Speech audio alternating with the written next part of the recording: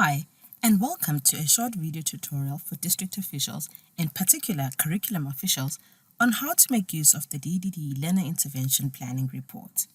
The Learner Intervention Planning Report is an early warning system that indicates subjects and learners needing different levels of intervention.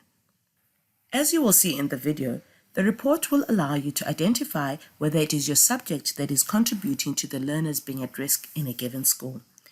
It allows you to segment the learners according to predicted performance so that interventions can be tailored and targeted. And finally, it allows you to decide whether interventions should be differentiated to be learner, class, or school-based.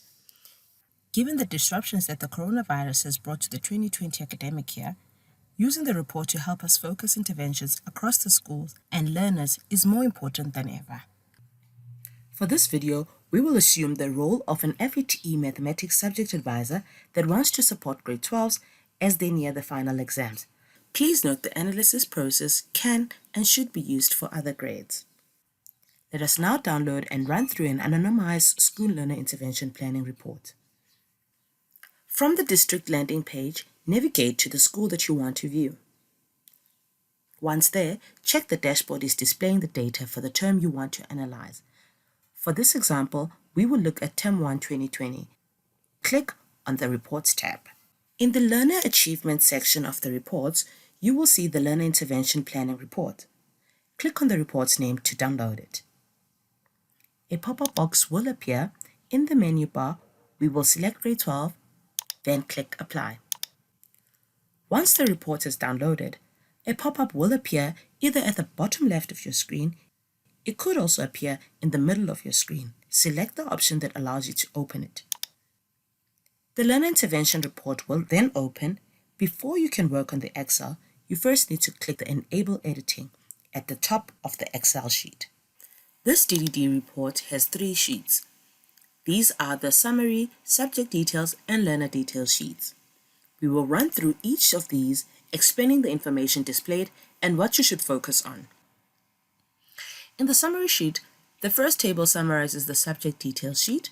You will see it lists the subjects offered in the grade, the level of intervention recommended, the percentage of learners failing the subject, the number of learners failing the subject, and the enrollment number. Regarding the level of intervention for a subject, there can be recommendations for either a class-level intervention, individual learner intervention, or for no intervention. A class-level intervention is recommended if 50% or more of learners are failing the subject, or if 50 or more learners are failing the subject. Individual learner intervention is needed if no class intervention is needed, but individual learners are failing and need support. In this scope, we can see the mathematics in grade 12 has recommendation of individual learner intervention with 33% of the learners failing the subject. Scroll down to view the second table, which summarizes the learner details sheet. You will see that this table shows the percentage and the number of learners in the grade that need to be monitored, receive light intervention, or receive immediate intervention. The different learner intervention levels can be explained as follows. Immediate intervention is assigned to learners if the model predicts that they have a high chance of failing at the end of the year. These learners will need intensive remedial support across a range of subjects and possibly psychological support too. Light intervention is assigned to learners that have higher chance of passing at the end of the year, but need assistance with 1 or 2 subjects to make it. Monitor is recommended for learners that are on track to pass at the end of the year. It is important not to forget about these learners. They need to keep engaged and encouraged to achieve bachelor pass levels in the final exams. We will now move on to the subject details sheet for the school. To do this, click on the Subject Details Sheet tab. There is some very useful information in the first 4 columns of the sheet. Here we can see that for each subject we have the school's grade 12's class average for the term, and that it's compared to the provincial average, district average, and circuit average mark. You will notice that the 5 final columns of the table in the sheet show the same information as the summary sheet along with the educator counts. Let's look at mathematics in the school. We can see that it has a class average of 37% in Term 1. This is below the provincial and district averages, but is marginally above the circuit average. We can also see that while there are other subjects with higher percentages of learner failings, maths has the highest total number of learners failing. This means that mathematics in the school is a significant contributor to learners being at risk failing at the end of the year. After looking at this sheet and comparing mathematics performance to that of other subjects and to maths performance in the province, district, and circuit, we should pause to ask some questions. What might be the reason why so many learners are struggling with mathematics? Are there educators or learners' attendance problems? Has this subject always had low performance, or has there been a recent decline? Are the educators sufficiently confident teaching the subject? Are there enough mathematics educators? With regard to the last question, we can see there's only one educator teaching the subject in grade 12.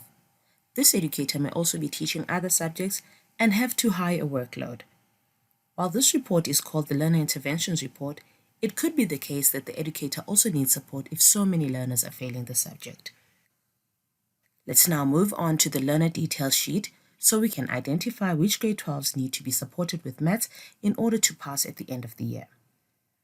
Click on the Learner Details tab at the bottom of the workbook. There is a lot of data for each learner in this sheet. To make your life easier, it'll be useful to add a filter to the sheet. To do this, start by clicking on the row with the headings of the data. In the Learner Interventions Planning Report, it is row 2. You will see that Excel has highlighted the whole row. Once you've done this, go to the top of the Excel page and click on the menu option that says Data. Then find the Filter button and click on it. If small downward-facing arrows appear in the column headings, then you know the filter is on. We are now going to analyze the data for learners taking mathematics. Scroll to the right of the sheet where the subjects are listed and find Maths. Click on the down arrow in the heading, then click on Sort Smallest to Largest. Scrolling down the sheet, we can see that many of the learners are struggling with maths are also struggling with physical sciences. In addition, many of the learners that narrowly pass maths are either failing physical sciences or are close to failing it. Failing 2 subjects in this term or being close to failing them puts many of the learners at risk for the NSC exams at the end of the year. As the maths subject advisor, we should note the names of these learners as well as their intervention status for when we visit the school and speak to the educator. To do this, scroll back to the left of the sheet. Once there, you can observe other data that can impact the learner's risk status. This includes information on how the learners entered the grade, whether they struggled with home language and first language, or struggled to maintain high enough average in the past. We can also scroll down the sheet and analyze the learner attendance. We can also note that this is not the source of poor performance. Let's go back to the right of the sheet and look at the performance of the learners that are doing well in maths. To do this, scroll further down the sheet. We can see that these learners are performing well in other subjects, with some struggling with physical sciences. Scrolling even further down, we can see many red cells for learners taking maths literacy and geography.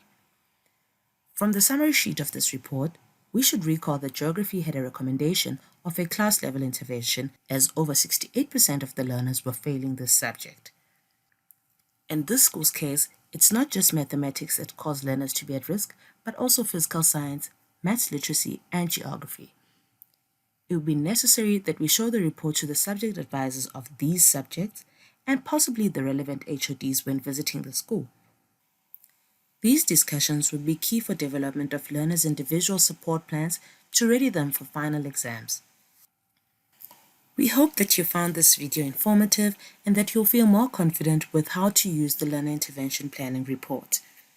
If you are a subject advisor in the FET phase and need help guiding interventions with learners and educators, please make use of the subject chapters of the DBE's NSC diagnostic reports. These can be accessed on the DDD school portal in the Problem Solving tab. A further video tutorial is provided on the portal to guide you on how to use these valuable NSC diagnostic reports when developing your interventions. If you have any questions on making use of the Learner Interventions Planning Report or the NSC diagnostic reports, please contact the DDD Help Desk either by email or by phone. We look forward to hearing from you.